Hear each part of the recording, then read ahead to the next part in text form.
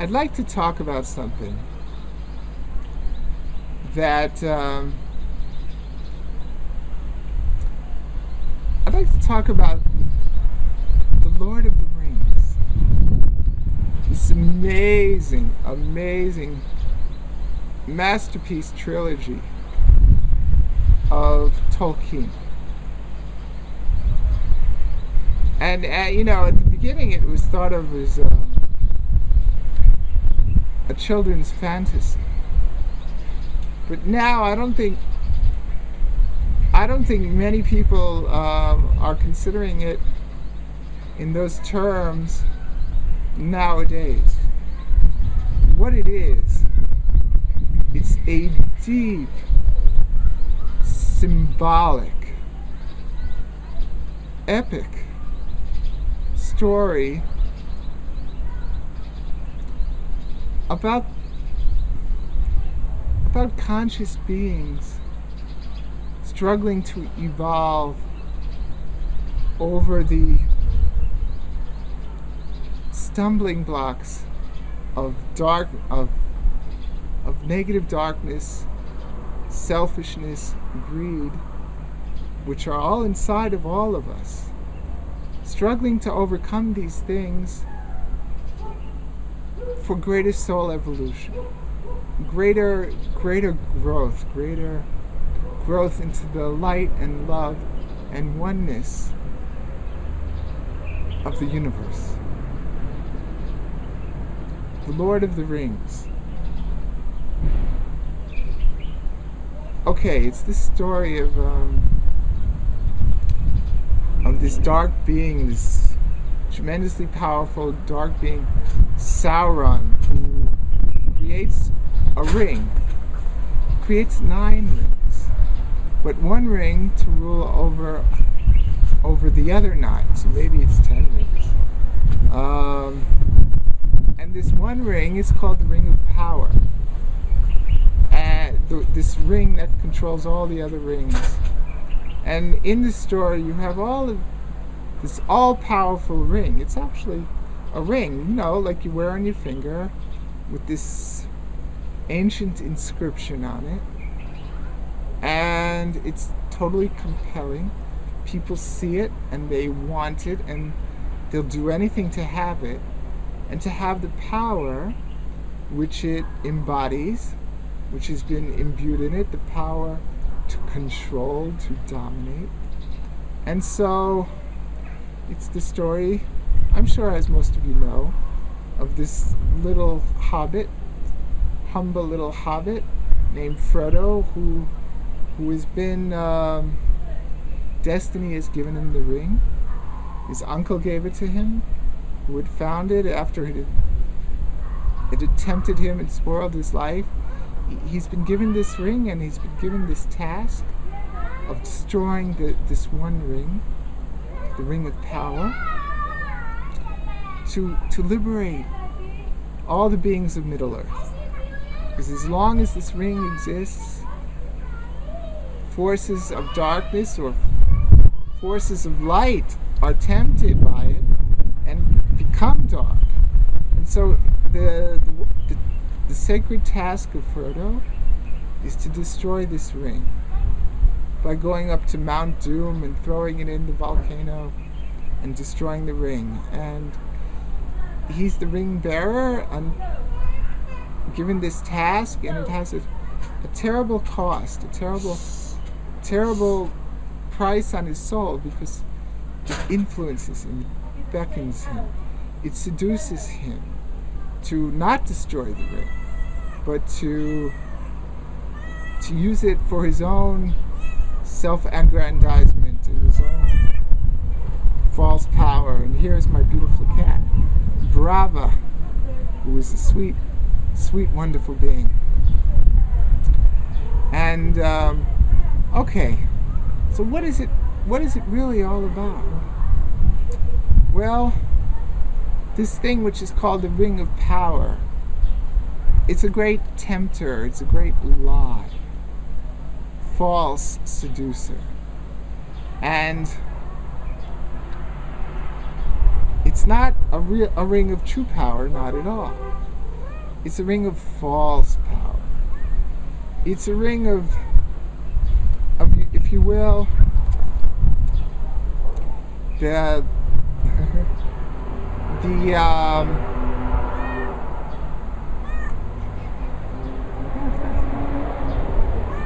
Course in Miracles says that strength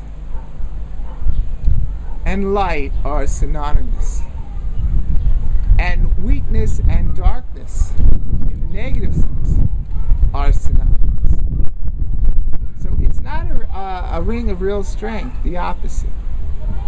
It's a ring that weakens the bearer and takes power over it and steals the soul. It's not a ring of power, it's a ring that takes power. So it's got to be destroyed for humanity, the humans of Middle Earth, and the hobbits and all the beings of Middle Earth to move on forward into the light and to love. So what is the true ring of power? What is the true Lord of the ring in the light sense, in the love sense? Well, the real ring of power in the story is what's called the fellowship of the ring. The fellowship of the ring is the band of brothers and sisters who have sworn themselves to work together to destroy the ring, to work together to enable Frodo to destroy the ring. And this is the real ring of powers, the circle of friends, the circle of brothers and sisters who are willing to do anything for the cause, for the true cause of service, of love and light, who will sacrifice themselves, and who do sacrifice themselves. That's the true ring of power, not the lying ring. And so, but so this phrase, this concept of ring of power, Lord of the Ring, has all kinds of shades, and it resonates with me and has been resonating in me for years. And it occurs to me, I heard once an interview on Project Camelot, this South African man, Ian something, this brilliant archaeologist who discovered Adam's calendar, this ancient stone circle which is connected to a huge complex of circles. This ancient stone circle in South Africa called Adam's calendar he discovered, connected to the Anunnaki, and they think it's maybe 70,000 years old, much older than Stonehenge or the Great Pyramid, apparently, and connected to the Anunnaki. Anyway, this man, Ian was his first name, his last name escapes me, but if you look on Project Camelot, you'll find it very easily. He said something that really struck me. He said all power comes through circles. And it's true. The sun is a circle. All the planets, all the stars are spheres, which is a three-dimensional circle. The eyes that I'm looking at with, the lens of the camera, it's a black circle that I'm looking at right now. The mouth, not a perfect circle, but the body, the legs, the arms, The legs and arms are extended, if you will, extended circles, like extended tunnels. It's like in Ekankar they say that the Hu created all things. That U is an extended circle. Or in India they talk about the Om again. They say that it creates all things. Who's ever right? Actually, the Hu and the Om are both correct, but on different dimensional levels they create. The Om, that Om, they say it creates all things. So all power comes through circles. The black hole, you have, even in the word whole, it's all in our language. It's been coded into our language. You have that O sound and letter in the middle of the word whole.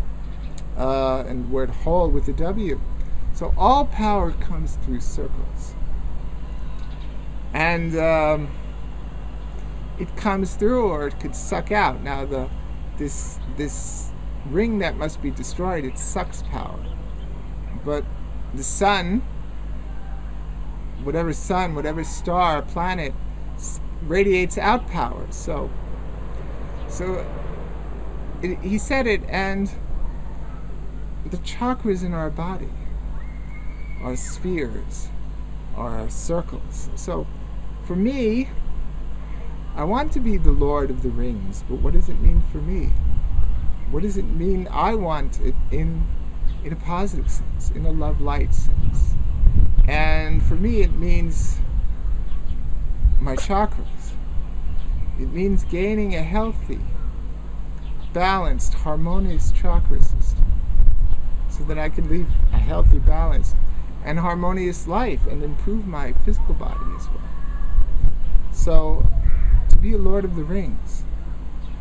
Well, I have here in front of me a book called The Art of True Healing. And it's written by a man named Israel Regardie. And it has to do with Kabbalistic healing. And in this system, the human body is divided into 5 chakras, or sphirot, as we say in Hebrew, and the word, which means like balls of light. And the word sphirot is connected to the Hebrew word. The word sphere is connected to the Hebrew word sphirot, balls of light. So, it's a 5-sphere system, 5 chakra system. And I've been working with it. And it's something very, very powerful. And all of those 5 spheres have sacred names of God connected to them.